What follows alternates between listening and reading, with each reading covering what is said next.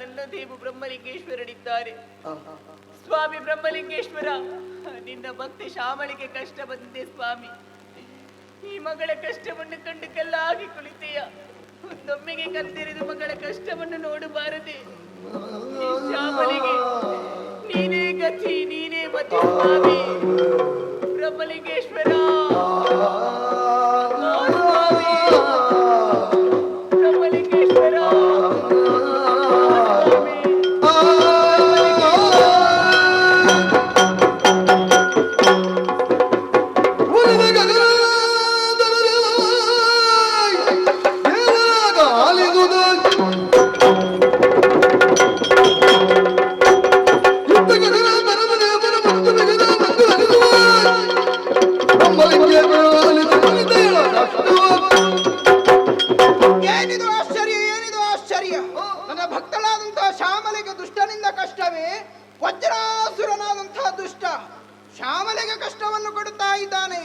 ಇದನ್ನು ನೋಡಿದು ಸುಮ್ಮನಿರುವನೇ ಈ ಬ್ರಹ್ಮಲಿಂಗೇಶ.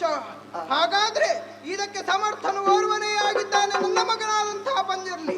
ಅವನನ್ನೇ ಕರೆದು ಸಮಸ್ತ ವಿಚಾರವನ್ನು ತಿಳಿಸುತ್ತೇನೆ, ನೋಡೋಣ. ಮಗನೇ ಪಂಜರ್ಲಿ, ಬಾ ಮಗನೇ, ಬಾ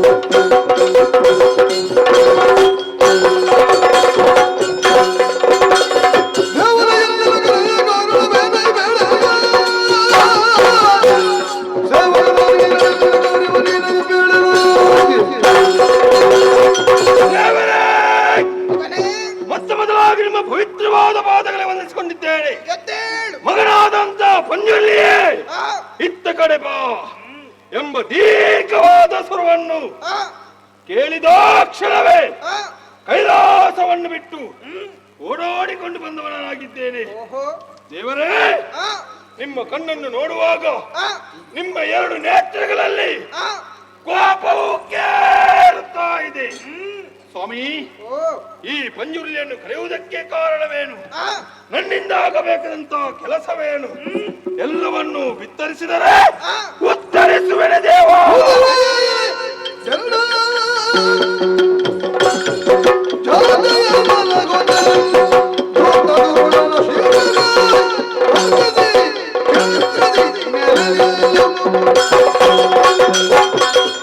ಮಗನೇ ಪಂಜುರ್ಲಿ, ಬ್ರಹ್ಮಲಿಂಗೇಶ್ವರ ದೇವರೇ, ಕರೆಯುವುದಕ್ಕೆ ಕಾರಣ ಇದೆ ಮಗನೇ. ಏನು ಸ್ವಾಮಿ? ಧರೆಯಲ್ಲಿ ಧರ್ಮ ಎನ್ನುವಂತಹ ಗೋವು ಕಾಲ್ಮರಿದು ಧರೆಗೆ ಬಿದ್ದಿದೆ. ಹೌದೇ? ಅಧರ್ಮ ಎನ್ನುವಂತಹ ವ್ಯಾಘ್ರವಿಂದ ತಲೆ ಎತ್ತಿ ಗರ್ಜಿಸ್ತಾ ಇದೆ. ದುರುಳನಾದಂತಹ ವಜ್ರಾಸುರ ಕೊಪ್ಪಿ ಮೆರೆಯುತ್ತಾ ಇದ್ದಾನೆ. ಭಕ್ತರಿಗೆಲ್ಲ ಅನ್ಯಾಯವನ್ನೇ ಮಾಡುತ್ತಾ ಇದ್ದಾನೆ. ಅಂತಹ ವಜ್ರಾಸುರನಿಗೆ ಸರಿಯಾದಂತಹ ಶಿಕ್ಷೆಯನ್ನು ಕೊಡಬೇಕು ಮಗನೇ. ಅಷ್ಟೇ ಅಲ್ಲದೆ ಧರೆಯಲ್ಲಿ ಧರ್ಮವನ್ನು ಸ್ಥಾಪಿಸಿ ಬಾ ಮಗನೇ, ಹೋಗಿ ಬಾ ಕಂದ.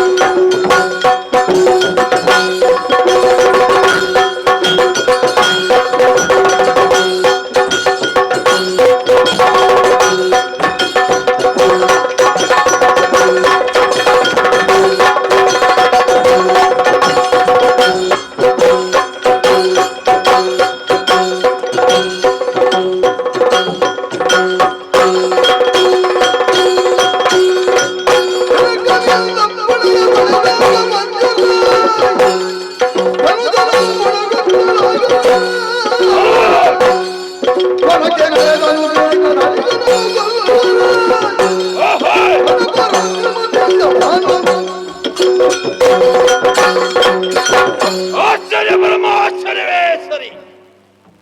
ಕೈಲಾಸದಿಂದ ಇಳಿದು ಬಂದಂತ ಪಂಜುರ್ಲಿ ದೇವ ನಾನು. ಹಾಗಾದರೆ ಈ ಸಂದರ್ಭದಲ್ಲಿ ಬ್ರಹ್ಮಲಿಂಗೇಶ್ವರ ದೇವರು ನನ್ನನ್ನು ಸ್ತುತಿ ಮಾಡುವುದಕ್ಕೆ ಕಾರಣವೇನು? ಎಲ್ಲರಿಂದ ಅವರಿಂದ ಅರಿತುಕೊಂಡವ ನಾನಾಗಿದ್ದೇನೆ. ದುಷ್ಟನಾದಂತ ವಜ್ರಾಸುರನು ಮದಮತ್ತನಾಗಿ ಮೆರೆಯುತ್ತಾ ಇದ್ದಾನೆ. ಅಷ್ಟು ಮಾತ್ರವಲ್ಲ, ಬ್ರಹ್ಮಲಿಂಗೇಶ್ವರ ಭಕ್ತಿಯಾದಂತ ಶ್ಯಾಮಲೆಗೆ ಕಷ್ಟವನ್ನು ಕೊಡುತ್ತಾ ಇದ್ದಾನೆ.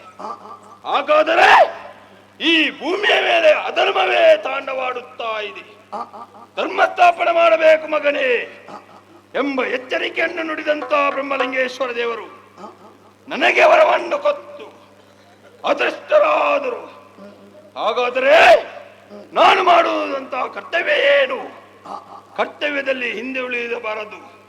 ಹಾಗಾದರೆ ದುಷ್ಟನಾದಂತಹ ವಜ್ರಾಸುರನ ಎದುರಿಗೆ ಹೋಗಿ ನಾನು ಯಾರು, ನನ್ನ ಶಕ್ತಿ ಏನು ಎಂಬುದನ್ನು ತೋರ್ಪಡಿಸುವುದಕ್ಕೆ ಇದು ಒಂದು ಅವಕಾಶ. ತಡ ಮಾಡುವುದು ಸರಿಯಲ್ಲ. ಮುಂದೆ ಬರುವಂತಹ ವಜ್ರಾಸುರ ಎದುರಿಗೆ ನಾನು ಯಾರೆಂಬುದನ್ನು ತೋರಿಸಿಕೊಡುತ್ತೇನೆ.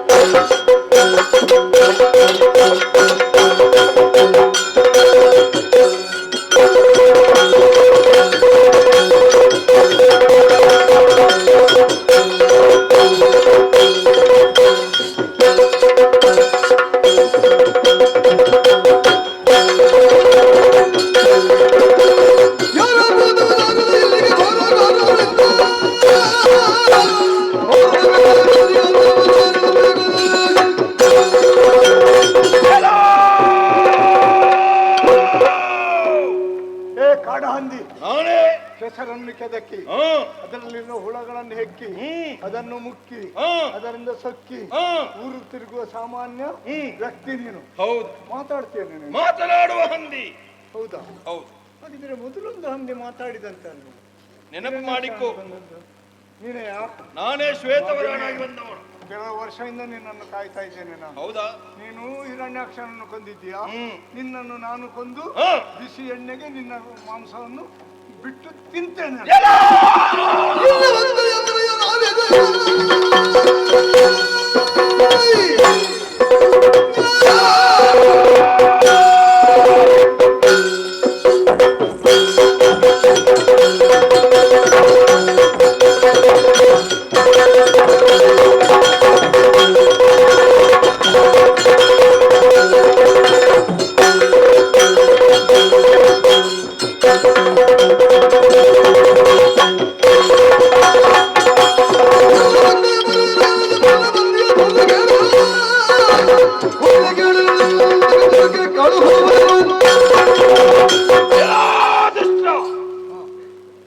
ಹಿರಣ್ಯಾಕ್ಷನನ್ನು ಕೊಲ್ಲುವುದಕ್ಕಾಗಿ ವರವ ಅವತಾರವನ್ನು ತಾಳಿ ಕಾಂತಾರದಿಂದ ಇಳಿದು ಬಂದವ ನಾನೇ. ಗೊತ್ತಾಯ್ತು, ನಿನ್ನ ಹಣೆ ಬರೆಲ್ಲ ಗೊತ್ತುಂಟು ನನಗೆ. ಹೌದೇ? ಮನದಲ್ಲಿ ಏನೋ ಒಂದು ಕೊರಗುತ್ತಾ ಇದ್ದೀಯ. ಕೊರಗಬೇಡಪ್ಪ, ನೀ ಕೊರಗಬೇಡ. ನಿನ್ನ ಅಪ್ಪ ಕೊರಗಪ್ಪ. ನಿನ್ನನ್ನು ಯಾರು ಎಂದು ತೋರಿಸಿಬಿಡುತ್ತೇನೆ.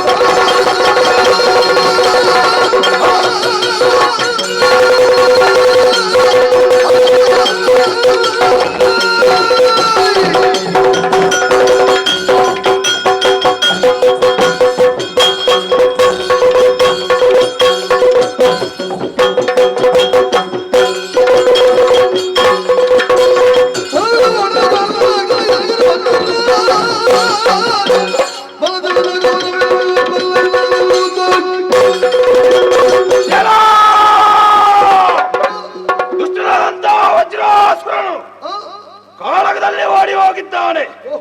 ಓಡಿ ಹೋದಂತವನನ್ನು ಬೆನ್ನಟ್ಟಿ ಕೊಲ್ಲುವುದು ಸರಿಯಲ್ಲ. ಯಾಕಂದರೆ ಬ್ರಹ್ಮದೇವ ಕೊಟ್ಟಂತ ವರವೇನು ಆತನಿಗೆ. ಕೋಪದಿಂದ ಹುಟ್ಟಿದವನಿಂದಲೇ ಮಾತ್ರ ಆತನಿಗೆ ಮರಣ. ಹಾಗಾದರೆ ಭೂಮಿಯ ಮೇಲೆ ಇನ್ನೊಂದು ಶಕ್ತಿ ಹುಟ್ಟಿ ಬಂದಿದೆ ಎಂಬುದಕ್ಕೆ ಸಂಶಯವೇವಿಲ್ಲ. ಹಾಗಾದರೆ ಬಂದಂತೆ ನೇರವಾಗಿ ಕೈಲಾಸಕ್ಕೆ ಹೋಗುವುದು ಸರಿಯಲ್ಲ. ಶ್ಯಾಮಲೆಯ ರಕ್ಷಣೆಗಾಗಿ ಬಂದವ ನಾನು.